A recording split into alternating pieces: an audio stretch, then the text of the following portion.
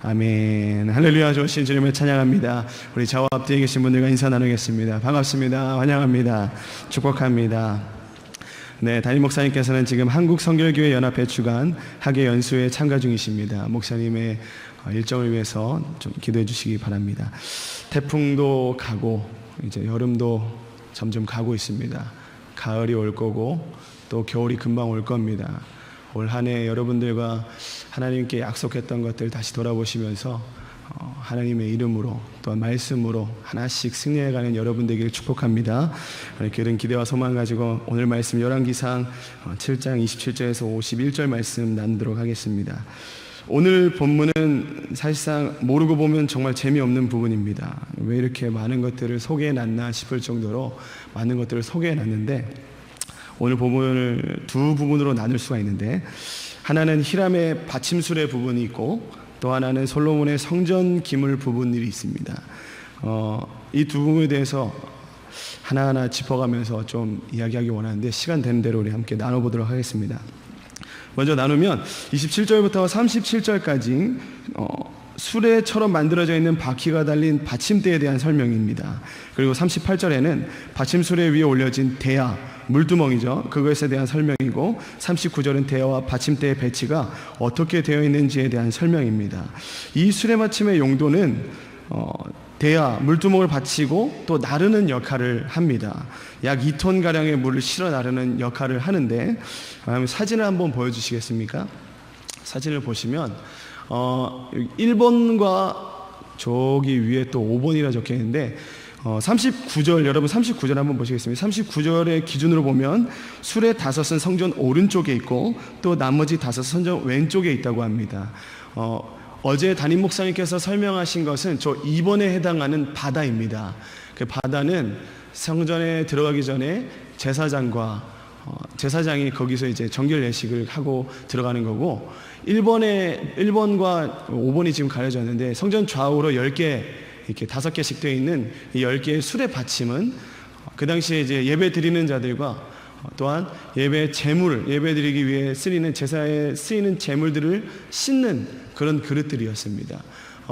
사실 출애굽기에서는 이 수레 받침 위에 있는 물두멍이 제사장들이 쓰는 그 물그릇이었죠. 손과 발을 씻고 정결하게 가야 되는 것들이었는데, 그렇다면 왜 이런 것들을 만들어서 성전에 두었을까요? 그림을 내려주셔도 좋습니다. 그 이유는 굉장히 간단합니다. 하나님께서 왜 그렇게, 이게 어제 담임 목사님께 보여주신 바다죠. 하나님께서 왜 이렇게 많은 것들, 또한 받침수레라고 해서 이름까지 지어주시면서 이런 것들을 만들라고 하셨을까요? 우리는 좀 성경책을 보면서 하나님의 의도에 대해서 좀 궁금해할 필요가 있습니다. 아, 그랬구나 라고 해서 씹어 삼켜서 넘길 수 없는 것들이 성경책에 너무 많이 들어있기 때문이죠. 그래서 이것들의 의미를 여러분 좀 아시고 오늘 아침에 우리가 어떻게 살아야겠다라는 결단이 있기를 바라는데, 그 이유는 생각보다 굉장히 간단합니다. 하나님께서 그렇게 하라고 명령하셨기 때문입니다. 여러분, 우리는요, 하나님의 명령에 좀 순종해야 될 의무가 있습니다. 가끔 가다가 어떤 분들을 보면요, 왜 선악과를 먹으면 안 되나요? 라는 질문을 하시는 분들이 굉장히 많습니다. 저는 근데 그 선악과를 왜 먹으면 안 되는가에 대한 이유를 그분에게 설명하기 전에 이런 질문을 그분께 좀 드리고 싶습니다. 왜 하지 말라는 것을 굳이 하려고 하시나요? 라는 질문을 드리기 원합니다. 우리는요, 하나님과 동일한 급에 서 있는 존재들이 아닙니다. 하나님께서 우리를 창조하신 창조자이시고 우리는 그분이 만드신 피조물이죠. 하나님이 말씀하신 것을 우리를 지켜야 될 의무가 있습니다. 그래야만, 하나님께서 하신 말씀을 우리가 들어야만 하나님께서 우리를 지으신 그 이유, 인간으로서의 존재의 가치와 그 이유가 우리 안에서 드러나기 때문에 우리는 그 말씀을 들어야 된다는 것이죠. 우리를 만드신 분이 누구보다 우리를 잘 알고 계시지 않겠습니까? 우리가 어떻게 살아야 되는지, 무슨 방향과 가치관을 가지고 살아야 되는지 그 만드신 분이 가장 잘 알고 계실 것입니다. 그 방향을 정해주시고 말씀해 주시는 것에 우리는 따라야 될 의무가 있는 것이죠. 하나님께서 명령해 놓으신 그것들을 벗어나는 그 순간 사람은 타락한다고 말하고 있습니다. 아담이 그렇게 했고 아브라함이 그랬고 다윗도 그랬고 솔로몬도 그러한 실수가 있었습니다. 우리가 성전에 대해서 이야기하고 또 완성된 것에만 포커스를 계속 다 맞추고 있는데 그 안에 왜 그런 것들이 있으며 또 그 의미가 무엇인 것을 상고하면서 또 이 시대의 성전인 나를 좀 돌아보기 원합니다. 하나님께서 나에게 명령하신 그것들을 내가 내 안에서 잘 만들어가고 있는가, 아니면 내가 원하는 것들만 내 안에 가득 채워 놓았는가. 오늘 우리가 이 하루 아침을 시작하면서요, 하나님의 명령에 좀 귀를 기울이기 원합니다. 다시 본문으로 돌아와서 출애굽기 30장 17절에서 21절을 보면 이 물두멍과 받침대에 대한 명령들이 있습니다. 하나님께서 명령하실 때는 그 안에 분명한 속뜻이 있겠죠. 그렇다면 이렇게 물두멍에 대한 명령을 그렇게 자세히도 설명해 두신 이유가 무엇인지를 함께 보기 원하는데, 그것은 출애굽기 30장 20절에서 21절 말씀을 함께 보면서 나누도록 하겠습니다. 출애굽기 30장 20절에서 21절입니다. 함께 읽겠습니다. 시작. 그들이 회막에 들어갈 때에 물로 씻어 죽기를 면할 것이요, 가까이 가서 그 직분을 행하며 여호와의 앞에 화를 그리할지니라. 이와 같이, 다음 절에도 보시죠. 이와 같이 그들이 그 수족을 씻어 죽기를 면할지니 이는 그와 그의 자손이 대대로 지킬 규례이니라. 아멘. 제사장들이 회막에 들어가기 전에 혹은 제사를 드리기 전에 제단 가까이 가기서 손발을 씻고 그렇게 하나님 앞에 나가야 죽음을 면할 것이다 라는 하나님의 말씀이죠. 이것은 거룩을 위한 정결 예식이라고 부릅니다. 정결 의식이라고 부르는데, 하나님께서는 깨끗하십니다. 믿으십니까? 아멘. 하나님께서는 구별되셨고, 그래서 우리는 그분을 거룩하다라고 말합니다. 그래서 제 아무리 제사장이라고 할지라도 그도 인간이며 죄가 있는 존재이기 때문에 하나님 앞에 설 때는 반드시 이러한 작업이 필요한 것이죠. 어둠과 빛이 공존할 수 없습니다. 어둠은 빛이 다가가는 그 순간 어떻게 됩니까? 사라지게 됩니다. 여기서 사라진다고 말하는 것은 죽음을 의미하는 것입니다. 죄와 어둠을 가진 인간이 아무런 정결 의식이 없이 하나님 앞에 갔다가는 이 어둠이 빛 앞에서 사라지는 것처럼 사라지게 되는 것입니다. 이 명령은 하나님의 높고 위대함을 나타내 보이는 것이기도 하지만 반면으로 하나님의 사랑을 보이는 덕목이기도 합니다. 하나님은 사랑하는 그 인간을, 자기 모양과 형상대로 만든 그 인간을 좀 더 가까이 보고 좀 더 가까이에서 관계하기 원하셨습니다. 그래서 이러한 통로를 통해서, 이렇게 정결 예식을 통해서 하나님을 만날 수 있는 그 공간을 만드시고 또한 그들과 관계하면서 하나님과의 관계를 계속 유지하기를 원하셨던 것이죠. 이스라엘은 이전과 같이 초라한 천막에서 하나님을 보지 않았습니다. 솔로몬이 만든 왕국에 대해서, 성전에 대해서 여러분 어제 담임 목사님이 설명하셨는데, 솔로몬이 가지고 있는 금이란 금은 다 거기다 채워 넣습니다. 그리고 얼마나 많은 재산이 거기에 투입된지 모릅니다. 화려한 성전에서 하나님을 만나지만 하나님께 나아갈 때 천막에서 쓰던 이 물두멍은 여전히 필요했던 것입니다. 그 화려한 외관보다 중요한 것은 우리의 준비될 마음이었기 때문이죠. 그리고 본문은 받침수레에 대해서 27절과 37절에 이르기까지 아주 자세히 또 정교히도 설명하고 있는 것을 봅니다. 이 수치와 규격을 이해하지 못하면 왜 이렇게까지 자세하게 이야기하는 건지라는 생각을 하기도 됩니다. 받침수레의 모양은 4개의 다리가 있고, 다리와 다리 사이에 이들을 지지하는 가로대가 2개씩 있고, 이 가로대 사이로 판을 붙여 놓았습니다. 그리고 이 받침대 위에는 판자를 놓고 사자와 소와 그룹을 그려 놓았고, 사자와 소 위로는 화한 무늬를 새겨 놓았습니다. 또 받침대에는 각각 4개의 놋바퀴와 축이 있었고, 네 보퉁이에는 어깨 같은 것이 있었는데, 이 어깨 같은 것이 바퀴 부분과 받침대를 지지하고 있는 대 역할을 하고 있었습니다. 또 바퀴의 축과 테두리, 바퀴의 살과 그 축의 통은 모두 놋쇠를 부어 만들었습니다. 글로 이제 설명을 하니까 여러분 잘 이해를 못 하시겠죠. 아까 그림에 나와 있었는데 제가 자세한 그림을 여러분들에게 구하지 못해갖고 설명을 못 드리겠는데, 중요한 것은 이렇게까지 자세하게 설명하는 데는 이유가 있다는 것이죠. 미적으로도 정교하고 아름다운 것이 굉장히 중요하지만 기능적으로도 정말 튼튼하고 정밀해야 됐기 때문입니다. 이렇게 길고 자세한 설명을 통해서 히람이라는 사람이 만든 물건 중에 받침수레가 가장 뛰어난 기술력과 예술성을 자랑하는 기구였다는 것을 우리는 간접적으로 알 수가 있습니다. 더 놀라운 사실은요, 이와 같이 복잡하고 디테일한 수레 받침을 동일한 방식에 따라 10개나 만들었다는 것입니다. 지금처럼 공장에서 어떻게 이렇게 탁탁탁 찍어내서 이렇게 탁 만들어지는 것이 아닙니다. 이것은 정말 장인이 한 땀 한 땀 공들여서 하나하나씩을 만들어야 되는 작업과 정성과 신경과 노력이 필요했던 것이죠. 일일이 틀을 만들고 그 틀 속에 놋을 달궈서 액체 형태로 붓고 또 다시 굳히는 시간과 정성과 그 노력들을 통해서 이런 것들이 만들어지는 것입니다. 히람이 그런 것들을 다 감당했죠. 그리고 이후에는 2절 이후에는 41절과 45절부터는 히람이 만든 것들에 대해서 다시 한 번 더 쭉 정리해 놓았습니다.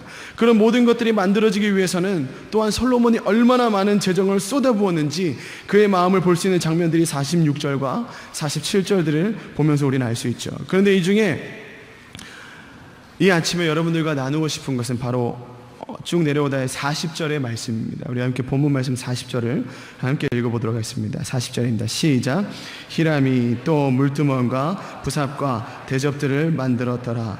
이와 같이 히람이 솔로몬 왕을 위하여 여호와의 전에 모든 일을 마쳤으니. 아멘. 솔로몬의 부탁으로 성전 안의 것들을 아주 자세하고 정성스럽게 만든 히람의 모습과 또 오늘 이 시간을 사는 우리의 성전을 대하는 태도를 가진 우리의 마음을 좀 돌아볼 필요가 있겠습니다. 하나님 오늘도 여러분들의 정성과 마음을 받기 원하시는데 너무 피곤하지만 억지로라도 이 몸을 끌고 나와서 여기서 앉아서 하루를 하나님의 말씀으로 시작하는 그 정성과 노력을 하나님께서 보신다는 것이죠. 하나님께서는 사실 아쉬운 것이 없는 분이십니다. 그러나 하나님께서 우리에게 원하는 것이 딱 하나 굳이 꼽아서 있다고 말하면 그것은 바로 우리의 마음일 것입니다. 하나님이 정말 아쉬운 것이 아무것도 없으신 분인데 이 시간 보기 원하시는 게 단 하나 있다면 우리가 정성스럽게 올려드리는 이 시간과 마음이라는 것이죠. 이곳에는 가까이 오시는 분들도 있지만 먼 곳에서 오시는 분들도 있을 것입니다. 새벽을 깨어서 이곳에 오시려면 얼마나 많은 준비와 이른 시간에 일어나야 되고 또 이른 시간에 일어나기 위해서 전날에 얼마나 일찍 주무셔야 되겠습니까? 그러나 그 모든 것을 정성스럽게 구비해서 하나님께 드린다면 하나님께서 그 마음을 귀히 여기신다는 것이죠. 그 마음을 통해서 하나님이 여러분들과 관계하고 또한 깊은 관계 속에서 하나님의 마음을 더 깊이 알아가는 것입니다. 이것이 신앙의 발전이고 훈련이고 성장인 것입니다. 이 성장이 없이는 하나님의 마음을 깊이 알지 못하고 우리는 한계를 지어서 그 하나님의 마음에 한계 지어서 알 수밖에 없습니다. 그러면 결국 그 한계 속에서 우리는 아둥바둥거리다가 매너리즘에 빠지게 되겠죠. 내 신앙은 여기까지인가 보다라는 생각을. 근데 신앙의 한계가 어디 있겠습니까, 여러분? 더 하나님께 마음을 드리고 더 하나님께 사랑을 드릴수록 하나님은 더 많은 사랑과 마음을 우리에게 부어주실 것입니다. 그것을 통해서 더 큰 하나님의 사역과 사랑과 세상을 바라보는 눈이 변하게 되는 것이죠. 오늘 이 새벽에 이 눈과 이 마음을 여러분들이 취하시길 축복합니다. 성전 안에 들어와 있는 물건은 그냥 그렇게 있는 것들이 아닙니다. 이후에 나와 있는 것들을 보면 아주 디테일하고 많고 종류가 엄청 많은 것을 볼 수 있습니다. 금단, 진설명의 금상, 정금 금잔대, 금꽃 등잔, 불집게, 정금 대접, 주발, 숟가락 등 성전에 많은 기구들이 다 의미가 있습니다. 이와 같이요, 우리도 이 성전 안에서의 갖고 있는 의미가 있습니다. 여러분들만 가지고 있는 특별한 의미인 것이죠. 이 공동체 안에 들어와 있는 이유가 있다는 것입니다. 하나님께서 여러분들의 이 공동체 안에 넣어두신 이유가 있다는 것입니다. 교회 안에 내가 어떤 마음으로 이곳에 있는지, 그리고 이 공동체 안에서 내가 어떤 역할을 감당해야 되는지를 발견해야 됩니다. 그래야 하나님께서 내게 주신 달란트를 10분 발휘할 수 있게 되는 것이죠. 그런데 교회가 이 부분에 너무나도 소홀했습니다. 남들이 다 보기 좋아하는 것들만 감당하려 했고 더럽고 어렵고 힘든 것들은 감당하지 않으려고 했습니다. 그렇다면 우리가 이 공동체가 세상 공공기관과 다를 것이 무엇이 있겠습니까? 하나님은 아무것도 보지 않는 그곳에서 하나님께 끝까지 충성을 다하는 그 한 사람의 예배자를 찾고 계신 것입니다. 이곳에 앉아서 예배드리는 사람만 예배자가 아닙니다. 주일날 예배 때 이 엄청난 폭염 속에서도 밖에 나가서 또 식당에서 주차로 음식으로 봉사하는 분들 여러분 기억하시기 바랍니다. 그분들도 다 예배자인 것입니다. 그곳에서 봉사하고 있지만 하나님께서 충성하는 그 마음을 하나님께서 보시는 것이죠. 이곳에 나와서 억지로 끌려와가지고 드리고 싶지 않은 그 마음을 하나님께서 받지 않으십니다. 마음은 이곳에서 하나님을 갈망하는 마음을 갖고 있지만 보다 편안하게 나보다 믿음이 없는 자들을 위해서 내가 배려하고 그 자리에서 하나님을 위해서 하나님과 몸된 교회를 위해서 충성하는 그 자들의 하나님의 마음을 보시고 그들의 삶과 또한 그 마음에 들어가셔서 하나님의 마음으로 세상을 살아가게 하시는 것입니다. 참된 그리스도인은 이러한 마음을 추구해야 됩니다. 우리가 복받고 재정의 문제가 또한 관계의 문제가 내 마음에 어려운 문제가 해결되는 것만이 예배자로서의 어떤 축복을 받는 것이 아니고 우리가 그런 수준을 벗어나서 하나님의 마음을 받음으로 인하여서 내 세상을 대하는 태도가 달라지고 그들을 바라보는 마음과 눈이 달라지는 것, 이것이 기독교의 진정한 축복인 것입니다. 왜? 그 자는 하나님과 관계하며 교제하며 사는 사람이기 때문이죠. 이 기독교에 이것보다 더한 축복이 어디 있겠습니까? 하나님과 내가 늘 함께하고 있다. 오늘 하루요, 여러분들의 가정에서, 직장에서, 학교에서, 삶의 터전에서 여러분들을 그곳에 불러다 놓으신 이유를 여러분 좀 찾으시기 바랍니다. 그래서 하나님께서 여러분들과 열심히 관계하고 싶으시다는 것을 또한 아시기 바랍니다. 그것은 또 이런 것이 또 내가 또 여기 또 왔네, 저주할 것도 아닙니다.